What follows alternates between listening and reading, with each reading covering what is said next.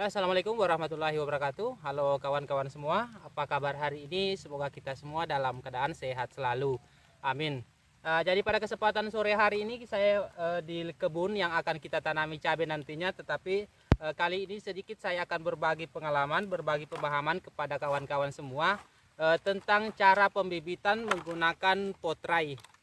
Ini kebetulan saya menggunakan potrai yang ukuran 200 lubang, jadi lumayan kecil. Kalau untuk cabai ini kurang cocok kita gunakan. Kalau misalkan untuk cabai kawan-kawan bisa gunakan potrai yang 108. Jadi saya akan berbagi pengalaman bagaimana caranya, apa campuran medianya sehingga mudah kita cabut nantinya ketika kita akan pindahkan ke lahan. Jadi langsung saja kita melihat campuran medianya. Jadi untuk bahan-bahan yang akan kita gunakan seperti biasa saya menggunakan 3 bahan kalau untuk penyemaian, baik itu kita semai di lahan seperti ini ataupun kita menggunakan potrai, itu saya menggunakan 3 jenis campuran media, campuran bahan. Yang pertama itu tanah kebun seperti itu, tanah kebun yang kita ambil tanah-tanah yang subur ataupun tanah-tanah humus. Terus yang kedua kompos, terus yang ketiga arang sekam atau sekam bakar. Kenapa kita harus sebaiknya menambahkan sekam bakar kalau kita mau melakukan pembibitan menggunakan potrai, agar nanti kalau misalkan bibitnya sudah besar akan kita pindahkan itu tidak keras. Jadi dia mudah terlepas kalau campuran medianya ada tambahan sekam. Jadi istilahnya agar memudahkan kita saat proses pemindahan bibit. Seperti itu.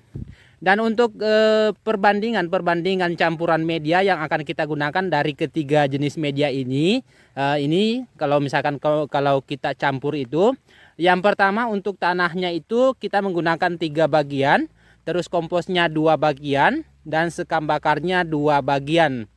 Itu kita campur jadi 3-2-2. Itu kita campur seperti ini lalu kita hancurkan.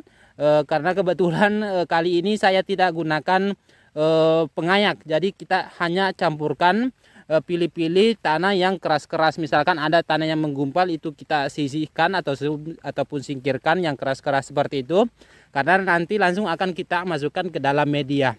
Jadi tinggal kita masukkan ke dalam potrai seperti ini, baru kita ratakan.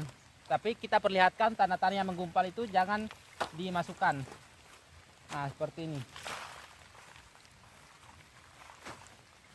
Kita ratakan ke dalam potrai.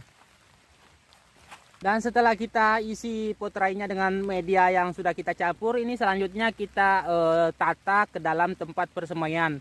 Ini saya beri alasi, saya berikan alas, saya alasi dengan menggunakan mulsa bekas agar nantinya itu akarnya itu tidak masuk ataupun tidak tertanam ke tanah. Jadi mempermudah kita saat pengangkatan bibit.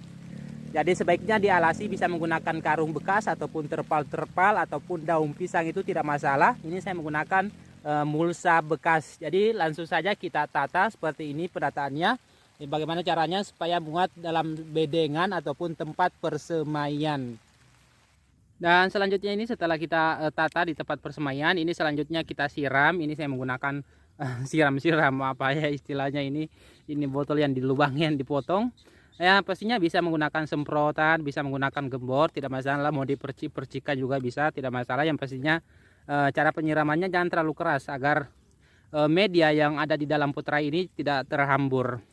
Dan setelah kita siram seperti ini secara merata, ini bisa saya akan diamkan karena nanti penyemaiannya besok saya lakukan. Jadi saya diamkan dulu semalaman, bisa ditutup. Ini kebetulan diprediksi tidak akan turun hujan, jadi saya biarkan saja. Jadi mungkin kalau penutupannya itu mungkin besok baru saya tutup kalau misalkan sudah siang-siang atau saat matahari terik. Dan setelah kita diamkan selama 1 malam, ini selanjutnya kita beri luban pada tempat persemaian seperti ini.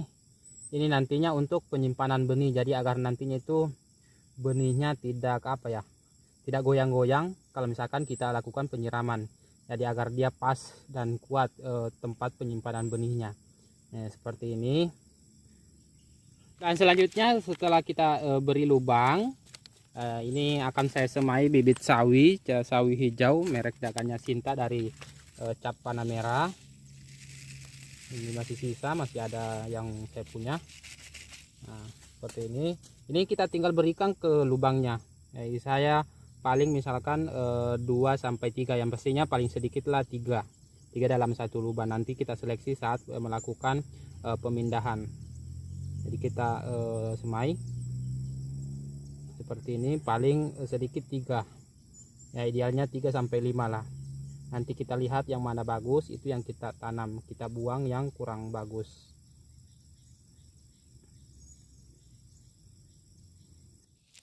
Dan setelah penyemaiannya selesai, ini selanjutnya kita taburi tanah tipis-tipis. Tanahnya ini kemarin sisa campuran medianya. Jadi kita tutupi biji yang kita telah semai, agar nantinya sebentar saat penyiraman itu bijinya tidak terpercik terkena percikan air. Jadi dia tidak goyang terkena percikan air, seperti itu. Dan setelah kita tutupi tanah, ini selanjutnya kita siram secara pelan-pelan agar bijinya itu tidak goyang atau tidak terangkat. Dan selanjutnya setelah kita siram, ini untuk menghindari semaian sawi kita bijinya dicuri oleh semut. Ini saya akan taburi sekelilingnya menggunakan insektisida merek Dagan Mipcinta. Ini bahan aktifnya isoprocarb. Ini dari golongan karbamat. Jadi ini kita taburi tipis-tipis di sekelilingnya agar semaian kita bijinya itu tidak dicuri oleh semut. Nah, kita taburi seperti ini di pinggirannya.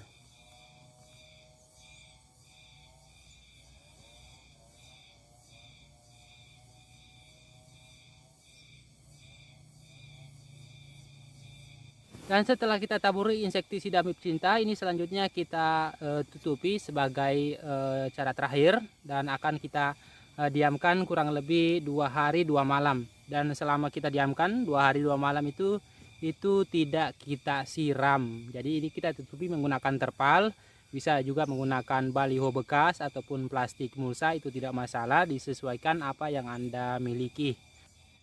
Dan setelah kita diamkan kurang lebih 2 hari 2 malam, ini selanjutnya kita buka penutupnya dan kita lihat bagaimana pertumbuhan semaian sawi kita.